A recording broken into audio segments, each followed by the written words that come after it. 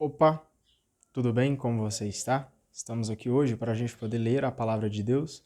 Vamos continuar hoje no livro dos Atos dos Apóstolos. Vamos ler dos capítulos 14 até o 13. Então já pega aí a sua Bíblia para a gente poder dar início aqui em Atos capítulo 12. Nesse tempo, o rei Herodes começou a perseguir alguns membros da igreja e mandou matar à espada Tiago, irmão de João. Então nós vemos aqui que a igreja está sendo perseguida. Vendo que isso agradava aos judeus, decidiu prender também Pedro. Eram os dias da festa dos pães sem fermento. Depois de o prender, colocou-o na prisão e o confiou à guarda de 4 grupos de 4 soldados cada um. Herodes tinha a intenção de apresentar Pedro ao povo logo depois da festa da Páscoa. Pedro era vigiado na prisão, mas a oração fervorosa da igreja subia continuamente até Deus, intercedendo em favor dele. Então olha para você ver. Eita. Pedro estava preso porque ele estava evangelizando, porque ele estava falando da palavra de Deus. Mas a oração fervorosa da igreja subia continuamente até Deus. Então olha para você ver a importância de ter uma oração fervorosa para que Pedro fosse liberto ali da prisão. E ele vai ser liberto. Mais para frente aqui nós vamos ler, mas olha para você ver a importância de uma oração com muita fé, uma oração com muita confiança em Deus. Às vezes nós rezamos, às vezes nós oramos de forma tão automática, só repetindo palavras, só falando coisas sem pensar, sem estar de fato entendendo aquilo que nós estamos falando, aquilo que nós estamos conversando com Deus. Mas quando nós estamos entregue verdadeiramente, não importa se seja numa oração íntima com o Senhor, se seja numa reza de um terço, não importa. Se você está ali de fato entregando a sua oração fervorosa para com Deus, pode ter certeza que Ele conhece o teu coração e Ele está ouvindo a tua oração. Então, quando for orar, ore com vontade. Quando for rezar o terço, reze com vontade. Tô precisando treinar dicção. Que isso, cara, que dificuldade. Herodes estava para apresentar Pedro. Nessa mesma noite, Pedro dormia entre 2 soldados. Estava preso com 2 correntes e os guardas vigiavam a porta da prisão. De repente, apareceu o anjo do Senhor e a cela ficou toda iluminada. Olha para você ver, não estou falando aqui que Deus escuta as orações, cara. O anjo tocou o ombro de Pedro, o acordou e lhe disse: levante-se depressa. As correntes caíram das mãos de Pedro e o anjo continuou: aperte o cinto e calce as sandálias. Pedro obedeceu e o anjo lhe disse: ponha a capa e venha comigo. Pedro acompanhou o anjo sem saber se era mesmo realidade o que o anjo estava fazendo, pois achava que tudo isso era uma visão. Depois de passarem pela primeira e segunda guarda, chegaram ao portão de ferro que dava para a cidade. O portão se abriu sozinho. Eles saíram, entraram numa rua e logo depois o anjo o deixou. Então Pedro caiu em si e disse: agora sei que o Senhor de fato enviou o seu anjo para me libertar do poder de Herodes e de tudo que o povo judeu queria me fazer. Então olha para você ver. Deus ouviu as orações da igreja. Aquela oração que foi com muita fé, com muito fervor, Deus ouviu. E ele enviou o seu anjo para libertar Pedro da prisão. Quando eu falo com você que Jesus, que Deus escuta as nossas orações, é porque de fato Ele escuta. Ele sabe de tudo aquilo que nós precisamos, mas Ele nos deu o livre-arbítrio para que a gente possa de fato buscar a Ele com todo o coração, com toda a nossa alma, com toda a nossa força, com todo o nosso entendimento. Por isso, quando for buscar a Deus, busque de coração, de peito aberto, com muita fé e com muita confiança naquilo que só Ele pode fazer. Pedro então refletiu e foi para a casa de Maria, mãe de João, também chamado Marcos, onde muitos se haviam reunidos para rezar. Bateu à porta e uma empregada chamada Rosa foi abrir.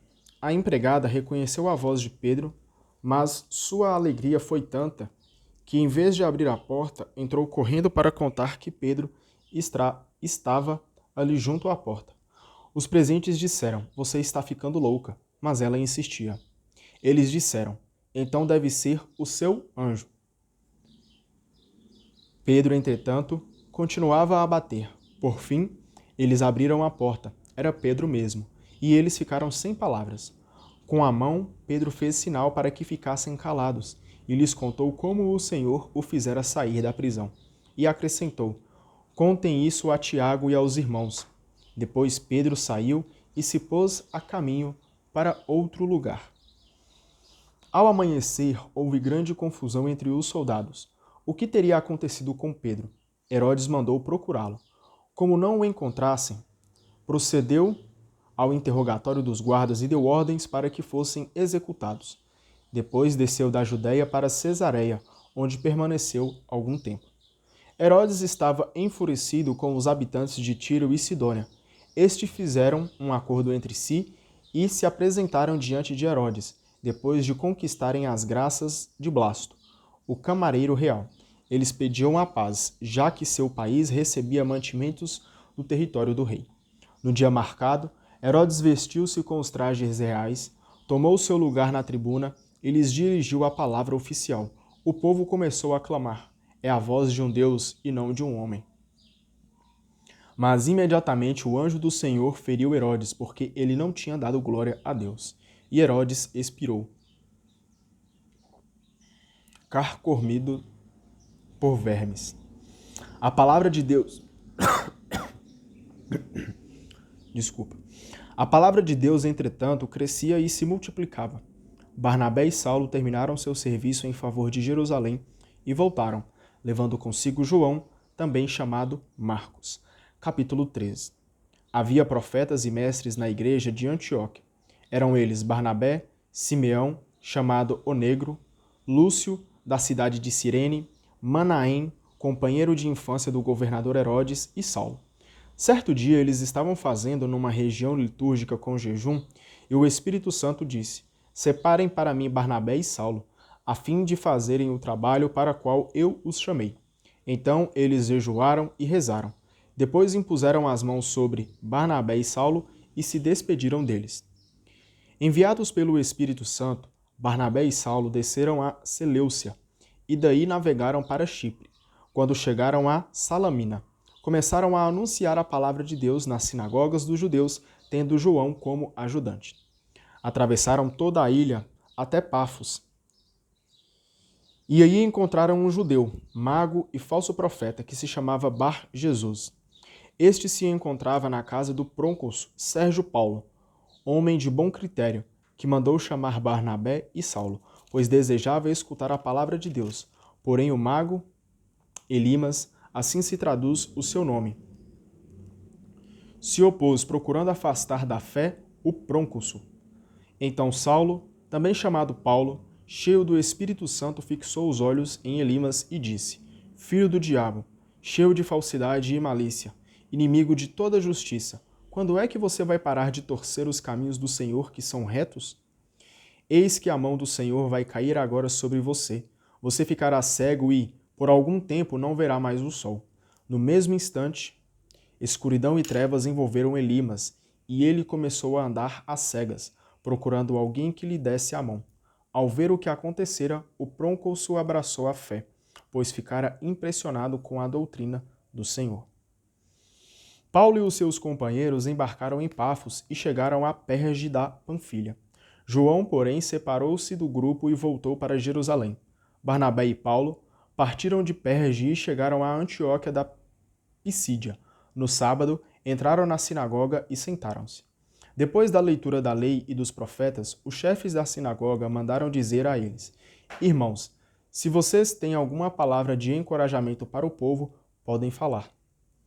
Paulo então levantou-se, fez sinal com a mão e disse: Homens de Israel, e vocês que temem a Deus, escutem.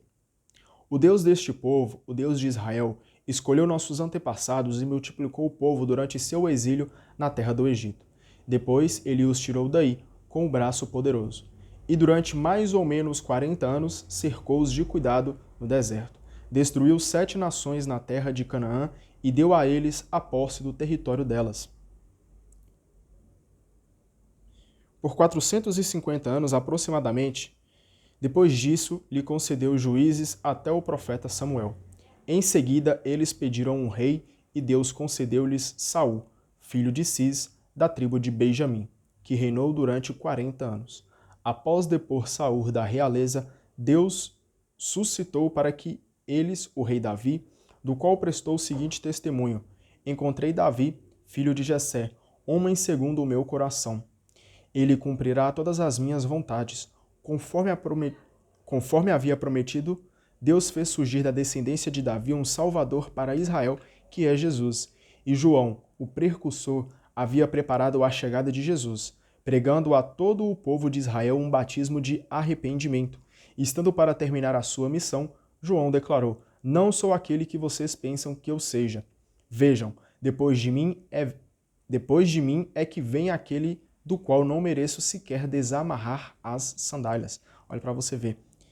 Nós temos um Salvador que foi anunciado, que era Jesus, que é Jesus. Jesus é o nosso Salvador. Irmãos, descendentes de Abraão e não judeus que adoram a Deus, esta mensagem de salvação foi enviada para nós, porque os habitantes de Jerusalém e os seus chefes não reconheceram a Jesus, e ao condená-lo, cumpriram as profecias que são lidas aos sábados. Embora não encontrassem nenhum motivo para condenar Jesus à morte, pediram a Pilatos que ele fosse morto. Depois de fazerem tudo o que a Escritura diz a respeito de Jesus, eles o tiraram da cruz e o puseram num túmulo. Mas Deus o ressuscitou dos mortos, e durante muitos dias ele apareceu àqueles que o acompanharam da Galileia para Jerusalém. Agora eles são testemunhas de Jesus diante do povo. Nós anunciamos a vocês este evangelho. A promessa que Deus fez aos antepassados, ele a cumpriu plenamente para nós, seus filhos, quando ressuscitou Jesus, como está escrito no 2º Salmo. Você é o meu filho, eu hoje o gerei. Deus ressuscitou Jesus dos mortos para que nunca voltasse à corrupção. Isso ele o disse desta maneira: Cumprirei para vocês a promessa fiel que fiz a Davi. Por isso diz também em outro lugar: Não permitirás que o teu fiel conheça a corrupção. Ora, tendo cumprido a missão que Deus lhe dera para a sua época, Davi morreu. Foi para junto de seus pais e conheceu a corrupção. Mas aquele que Deus ressuscitou não conheceu a corrupção. Portanto, fiquem sabendo bem, irmãos, que por meio dele é anunciado a vocês o perdão dos pecados. E, por meio dele, todo aquele que acredita é justificado de todas as coisas de que vocês não puderam ser justificados pela lei de Moisés. Portanto, tenham cuidado para que não aconteça a vocês o que os profetas disseram. Olhem, desprezadores, se admiram e desapareçam, porque nos dias de vocês vou realizar uma coisa que vocês não acreditariam se lhes fosse contada. Ao saírem, Paulo e Barnabé foram convidados a continuar falando sobre o mesmo assunto no sábado seguinte. Depois que terminou a reunião, muitos judeus e outras pessoas convertidas ao judaísmo seguiram Paulo e Barnabé. Os dois conversavam com essas pessoas e insistiam para que continuassem fiéis à graça de Deus. Olha para você ver aqui, a catequese de Paulo. Rapaz, tá difícil. As palavras estão saindo tudo embolada. Cada dia é diferente do outro, né? Como Jesus, ele faz cada dia único. Às vezes, só sento aqui e vai falando, vou falando segundo as vontades do Espírito Santo. Mas tem dias que a gente vai enganchando. Olha para você ver como, mesmo a gente buscando sempre a perfeição, sempre buscando a santidade, que é Jesus, a gente ainda tem que entender que nós somos falhos. Estou precisando muito, cara. Não sei o que está acontecendo, mas estou gaguejando, a dicção não está muito boa, mas Deus, ele sabe de todas as coisas. E eu peço muito para que ele conduza tudo aquilo que eu for falar aqui, tudo aquilo que saia dos meus lábios, que não seja segundo as minhas próprias vontades, segundo aquilo que está dentro de mim, mas que tudo que saia da minha boca seja vindo do alto, seja vindo do Espírito Santo. Então eu peço muito para que o Espírito Santo de Deus esteja agindo em todos os momentos da minha vida. E aqui também, para que eu possa falar aquilo que ele deseja.